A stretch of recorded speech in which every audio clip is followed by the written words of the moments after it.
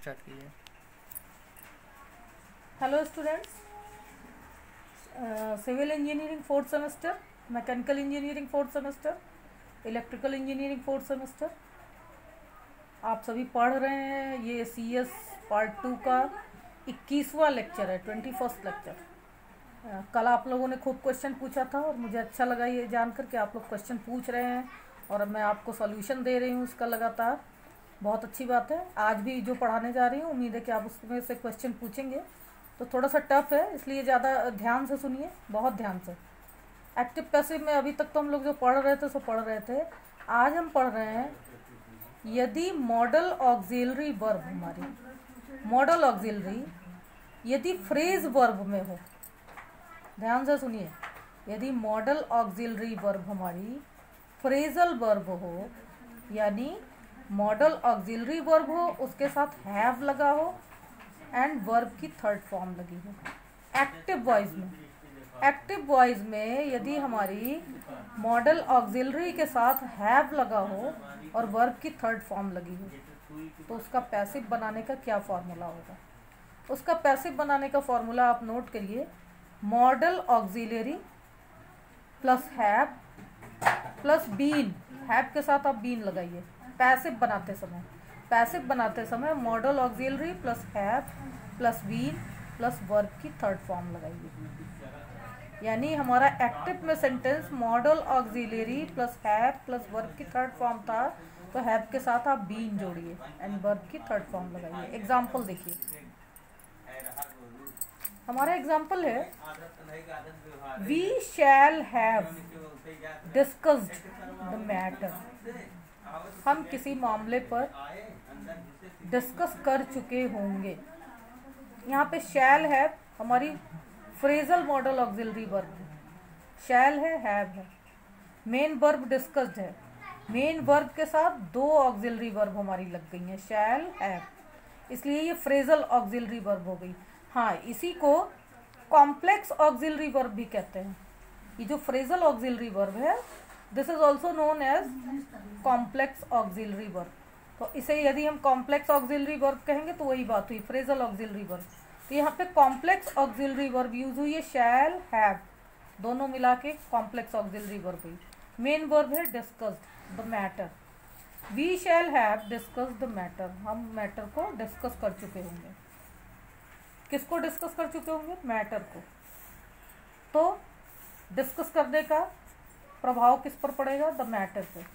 तो सेंटेंस उठाएंगे हम पैसिव बनाते समय द से, द मैटर से। हमने टी कैपिटल किया, द का टी कैपिटल किया, द मैटर, ये आया यहाँ पे।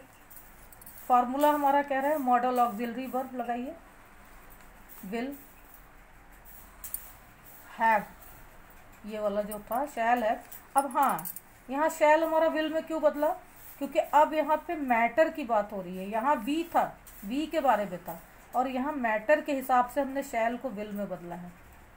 ठीक है, यहाँ जो वी था उसके हिसाब से शैल लगा था, यहाँ द मैटर के हिसाब से लग रहा है, तो थर्ड पर्सन है, तो यहाँ पे विल हो गया शैल का। तो the matter will have been, the matter will have been discuss था, थर्ड फॉर्म डिस्कस्ड ही होगा। The matter will have been discussed by us, ये पैसिव बना हमारा। नेक्स्ट देखिए हमारा एग्जांपल, सेकंड पर्सन है, you should have helped her, तुम्हारे द्वारा। यहाँ शुड जो है ये modal, should have modal auxiliary complex है ये। You should have helped her, her जो है वो शी में बदल जाएगा, और शी का एस कैपिटल किया हमने, शी। हमने ये वाला शुड उठा के यहाँ रखा, ये वाला हैव उठा के यहाँ रखा, शी शुड हैव। ये फॉर्मूला के अकॉर्डिंग हमने यहाँ बीन जोड़ा, तो she should have been helped, help की third form help, by you, she should have been helped by you, ये पैसिव बना हमारा। थर्ड एग्जाम्पल देखिए, I could have beaten him, her, I could have beaten her, could have complex auxiliary, beaten third form of main verb। अब देखिए कैसे कर रहा है, her, हर को हमने शी में बदला, शी का एस कैपिटल किया हमने, शी, ये वाला कुड उठा के यहाँ रखते। हैव, फॉर्मूला से बीन उठाया, she could have been.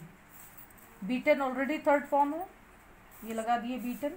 She could have been beaten by, I का यहाँ पे मी बन गया, by me.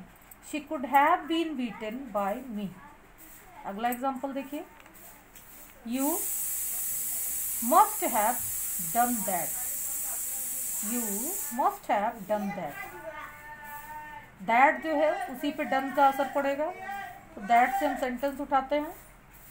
That must have, formula वाला been, that must have been done by you.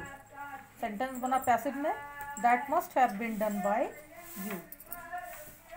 एक और एग्जांपल देख लेते हैं, दे ought to have, देखिए यहाँ पे टोटल कॉम्प्लेक्स ऑक्सिलरी है, यानी कि फ्रेजल वर्ब, फ्रेजल ऑक्सिलरी है।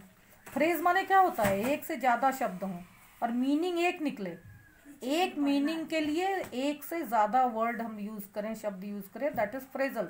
तो ought to have, 3 शब्द हैं इसमें, तीनों मिला के एक फ्रेज बनाते हैं। दे ought to have respected the teacher, teacher का रिस्पेक्ट करना है तो द टीचर से हम सेंटेंस शुरू करते हैं। The teacher ought to have, formula से उठाए बीन लगा दिए, the teacher ought to have been respected by them, the teacher ought to have been respected by them। ये सारे के सारे एग्जाम्पल हमारे कॉम्प्लेक्स ऑक्सिलरीज के हैं, फ्रेजल ऑक्सिलरी के हैं। और आप फ्रेजल ऑक्सिलरीज अपने बुक से पढ़िए, और इसके और भी एग्जाम्पल नहीं समझ में आते हैं तो मैं कल फिर आपको फ्रेजल ऑक्सिलरी पढ़ाती हूँ। एक एग्जाम्पल आप खुद सॉल्व करिए और मुझे भेजिए सॉल्यूशन उसका। टफ है, आप एक ही करिए बस ठीक से करिए और फॉर्मूला से मैच करा के। नो वन कुड, नोट करिए please, no one could possibly have known the fact, संभवतः कोई भी नहीं जानता था तथ्य को। अब आपको इसे पैसिव बनाना है, इसमें कुड, हैव, ये दोनों जो हैं ये फ्रेजल हमारे फ्रेजल वर्ब हैं ऑक्सिलरी के, यानी कॉम्प्लेक्स ऑक्सिलरी हैं, और नोन इसमें मेन वर्ब है। और आप इसे एक ही करिए आज आप, मुझे पता है यही एक करने में आपको 1 से 1.5 घंटे लगेंगे और हो सकता है कि गलत हो, कोई बात नहीं, आप मुझे भेजिए, जब मैं इसका पूरा डायलेक्ट आपको समझाऊंगी तो आपको ये तुरंत समझ में आ जाएगा। Thank you.